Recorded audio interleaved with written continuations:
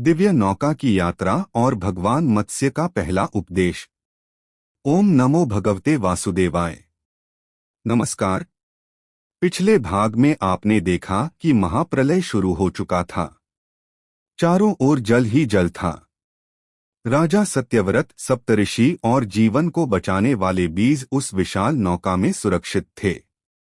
उसी समय भगवान विष्णु अपने विराट मत्स्य अवतार में प्रकट हुए। अब आगे। राजा सत्यव्रत ने भगवान के उस विराट स्वरूप को देखा तो उनकी आंखें श्रद्धा से भर आईं। उन्होंने दोनों हाथ जोड़कर कहा, प्रभु, आपने अपना वचन निभाया। मुझे पूरा विश्वास था कि आप अपने भक्त को कभी अकेला नहीं छोड़ेंगे। भगवान मत्स्य मुस्कुराए। उनकी मुस्कान में करुणा थी, विश्वास था और पूरी सृष्टि के लिए प्रेम था। उन्होंने कहा, हे सत्यव्रत, अभी भावुक होने का समय नहीं है। अभी एक बहुत बड़ा कार्य बाकी है। इस नौका को मेरे सींग से बांध दो।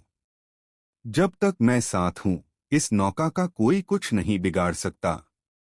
इतना कहते ही आकाश में एक तेज प्रकाश फैला। उसी प्रकाश के बीच नागराज वासुकी प्रकट हुए। सप्तऋषियों ने भगवान की आज्ञा से वासुकी को रस्सी की तरह उपयोग किया और नौका को भगवान के दिव्य सींग से बांध दिया। जैसे ही नौका बंधी, वैसे ही एक चमत्कार हुआ।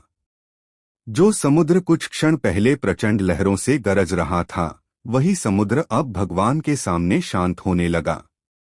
ऐसा लग रहा था जैसे स्वयं प्रकृति भी अपने स्वामी को प्रणाम कर रही हो। अब भगवान मत्स्य आगे आगे चल रहे थे और उनके पीछे नौका धीरे धीरे प्रलय के अथाह जल को चीरती हुई आगे बढ़ रही थी।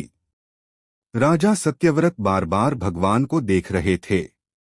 उनके मन में एक प्रश्न उठ रहा था। उन्होंने विनम्र होकर पूछा, प्रभु, क्या सचमुच पूरी सृष्टि समाप्त हो गई?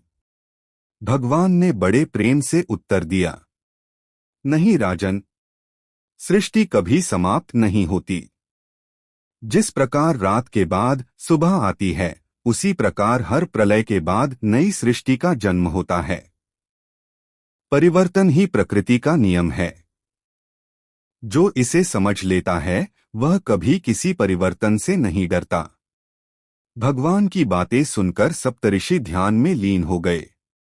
समुद्र की लहरें अभी भी उठ रही थीं, लेकिन नौका बिना किसी भय के आगे बढ़ती जा रही थी। कुछ देर बाद भगवान ने फिर कहा, हे सत्यव्रत, संसार में मनुष्य सबसे बड़ी भूल क्या करता है, जानते हो? राजा ने सिर झुकाकर कहा, प्रभु, मैं नहीं जानता।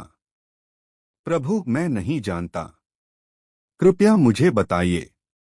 भगवान बोले, मनुष्य यह समझ बैठता है कि जो कुछ उसके पास है, वह हमेशा उसके पास रहेगा। धन, राज्य, शरीर, संबंध, ये सब समय के साथ बदलते रहते हैं। लेकिन एक चीज कभी नष्ट नहीं होती, और वह है मनुष्य के कर्म। राजा सत्यव्रत भगवान की प्रत्येक बात को अपने हृदय में उतार रहे थे।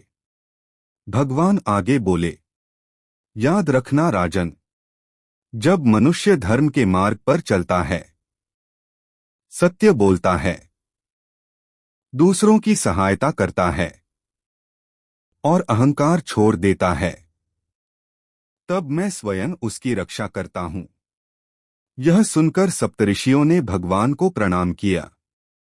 उसी समय एक ऋषि ने प्रश्न किया, प्रभु, यदि सब कुछ आपके हाथ में है, तो फिर मनुष्य को कर्म क्यों करना चाहिए? भगवान मुस्कुराए। उन्होंने कहा, बहुत सुंदर प्रश्न। यदि किसान खेत में बीज ही न बोए, तो क्या वर्षा होने से फसल उग जाएगी? नहीं। इसी प्रकार मेरा आशीर्वाद तभी फल देता है, जब मनुष्य अपना कर्तव्य पूरी निष्ठा से निभाता है। भगवान की यह बात सुनकर राजा सत्यव्रत की आंखों से आंसू बहने लगे। उन्होंने कहा, प्रभु, आज मुझे समझ में आ गया कि सच्चा धर्म केवल पूजा नहीं है।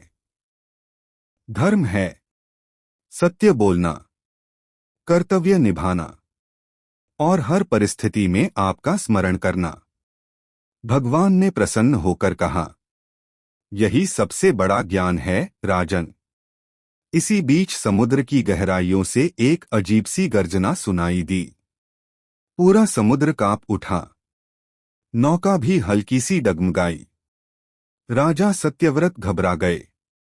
उन्होंने पूछा, प्रभु, यह कैसी आवाज थी? भगवान का चेहरा गंभीर हो गया।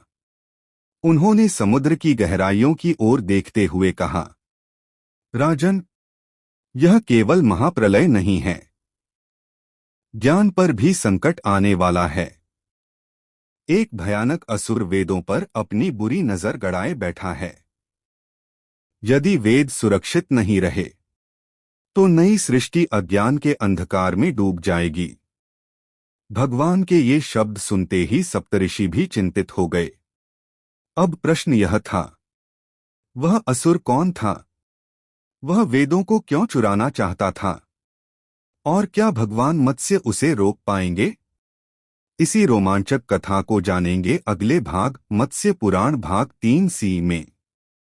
यदि आपको यह कथा पसंद आई हो तो इसे अपने परिवार और मित्रों के साथ अवश्य साझा करें। मैं हूं जन्मेजय मिश्रा। फिर मिलेंगे अगले भाग में। जय श्री हरि, जय श्री सच्चिदानंद।